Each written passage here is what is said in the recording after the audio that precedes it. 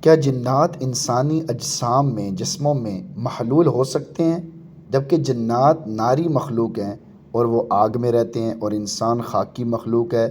جس طرح انسان آگ میں نہیں رہ سکتا تو جنات کس طرح خاک میں رہ سکتے ہیں؟ بہت سے مفکرین اور ماہر نفسیات جنات کے وجود کے بارے میں اختلاف رکھتے ہیں، اس لیے یہ مسئلہ توجہ طلب ہے۔ جنات کا وجود تو برحق ہے، قرآن کریم اور احادیث شریفہ میں ان کا ذکر بہت سی جگہ موجود ہے، اور کسی جن کا انسان کو تکلیف پہنچانا بھی قرآن کریم، احادیث شریفہ نیز انسانی تجربات سے بھی ثابت ہے۔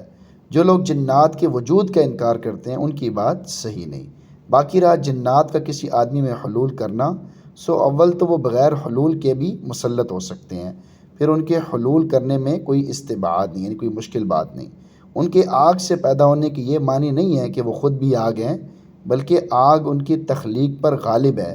جیسے انسان مٹی سے پیدا ہوا ہے، مگر وہ مٹی نہیں، انسان مٹی تو نہیں ہے، لیکن پیدا مٹی سے ہی ہوا ہے۔